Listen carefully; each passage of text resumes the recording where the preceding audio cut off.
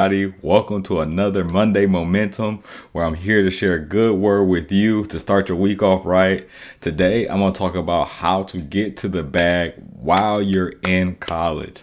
Listen, one of the worst mistakes college students make is by waiting until graduation, waiting until they complete the degree so that they can actually go out and get job opportunities, to actually start getting internship that's opportunity that's paid, to start actually networking in the field. And everything that I'm teaching you is how to get to the bag. Every single week I come on here to give you tips on how to make sure that you're making money. Why? The number one question that I ask my students is, what do you want? Like, what do you want? Why are you going to college? Why are you in college? And here's the overwhelming response is every single one of them wants to be an industry leader. What does that mean? So what I try to teach is that, are you going to college so that you can be a worker for 30 years? What does that mean? And so you are going to go to college so that somebody can tell you when you can get paid and when you cannot get paid for 30 or 40 years. Every single one of my students always say no. None of them are coming to college so that they can be told when and when they cannot get paid. And so a little quick story, my mom worked in a factory for 40 plus years. And one of the things I learned was about factory work is that when the line goes down, the workers don't get paid. Only leaders still get paid. People who are on salary, people who are responsible for the line shutting down safely and coming back up safely, people who are supervisors. People who are leaders still get paid even though there is no product being created. And none of my students want to be the worker. Every single one of my students wants to be the leader.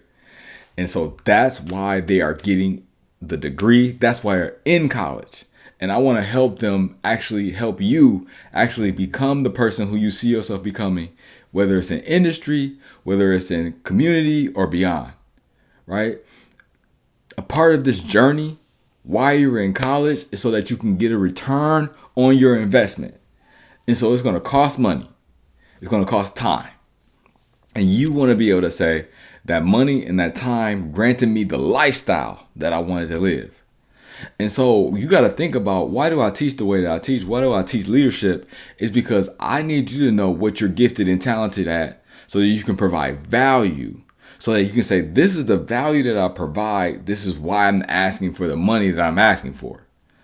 If you've never taken the time to figure out how do your natural gifts and talents connect to the industry, you won't be able to articulate or negotiate a contract or a salary that's to your benefit. This is why you need to know what you're great at. This is why you need to understand your greatness. And this is also why you need to pursue your greatness right now. Because the thing is, just because you're good at or you know what you're good at doesn't mean that you practiced it. Right? Something doesn't become a strength until you put time and investment into your talent. Right? It's talent and investment equals strength. And so it doesn't matter if you can shoot a 3-point ball. Are you great enough to never miss? Are you great enough to hit 100 shots before you miss one? That's practice, right? It doesn't matter that you know how to put a syringe in to an arm if you're trying to go to nursing school one time. Can you never miss putting a syringe in a person's arm? That's what it means to get to the bag now, right? And so if you are in social work, what's your value? How do you practice it, right? If you want to go into business, what's your value? How do you practice it in a real organization, right? If you want to go into accounting, what's your value?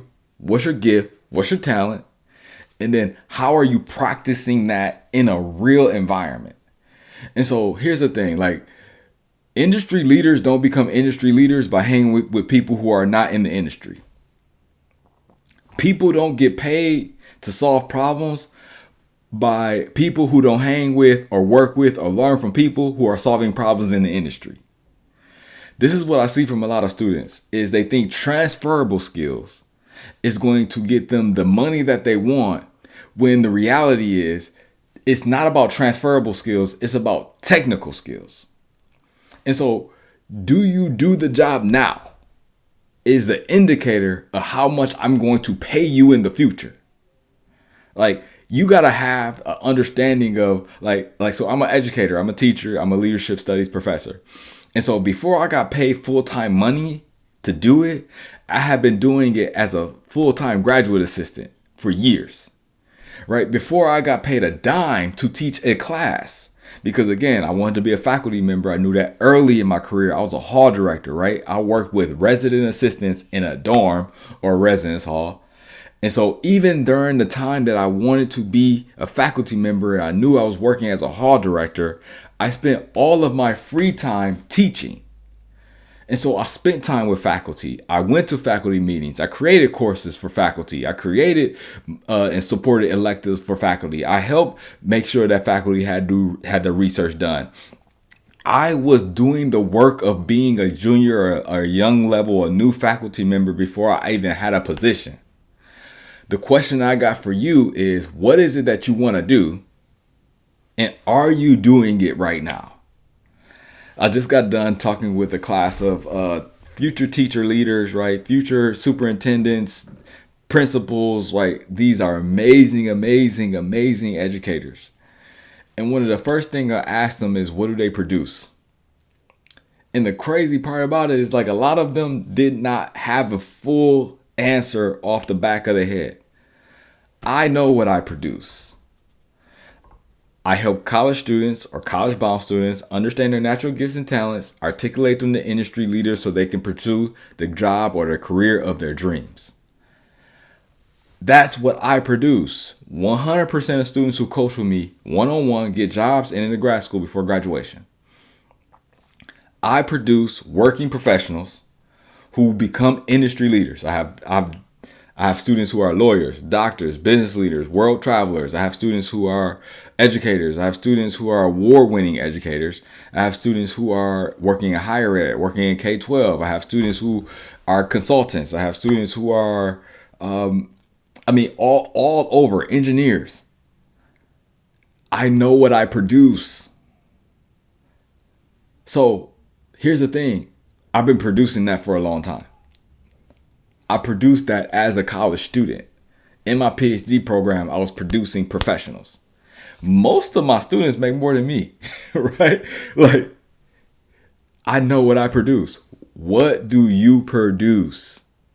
What is the value? What is the gifts and talents that you bring to your community, to your industry? That's how you articulate the value of the industry salary that you should be getting. And a part of why you need to do this is because it starts now. It doesn't start when you graduate. If you wait until you graduate, it's too late. And there's why. Because the top 25% of people in America are college educated. Right? Let me rephrase that. Only 25% of Americans are college educated. And so if you're going to college, if you're in college, like, let me put my silence on real quick.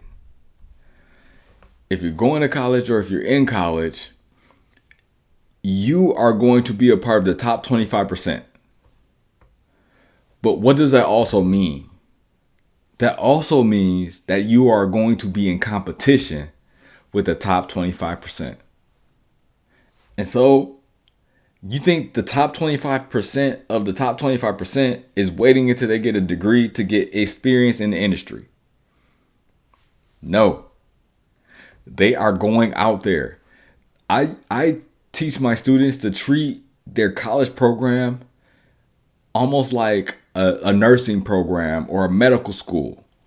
So would you trust a medical doctor that has never been taught by medical doctors and worked in a hospital with medical doctors before they became a doctor?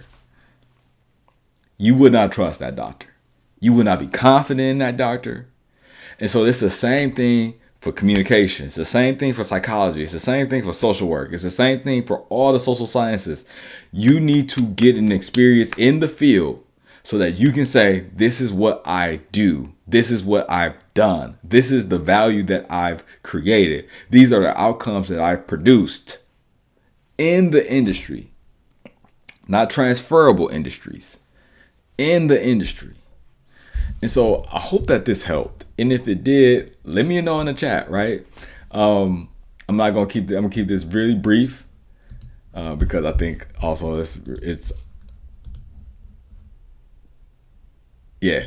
gonna keep this really brief. And so if there's no questions, I'll wrap this up. But of course, as always, I want you to keep doing the good work, right? And keep showing up on Mondays at 7 p.m. Eastern Time so I can share a good word with you on how to get to the bag and start your week off right with some intentionality, right? If you can set any goals today, if I can have you set any goals today, is one, what are your gifts and talents? Figure those things out. What are your strengths? What are the things that feel like flow, right? Makes minutes feel like hours. Make hours feel like minutes. What are the things that you're great at? If I can leave you, the last thing is, how can you get into the industry now instead of waiting until you get your college degree? What can you do to get experience in a specific organization that's connected to a specific individual that does the work that you want to do when you graduate? It doesn't matter if you're working in a desk. It doesn't matter if you're an assistant. It doesn't even matter if you're a janitor in that space. At least you're in it. And that's the very beginning. Do not wait to get industry experience until after you graduate. So this is Dar signing off. Appreciate you all. Have a great rest of your week. I'm proud of you. And I want to see you do great things. So keep doing the good work.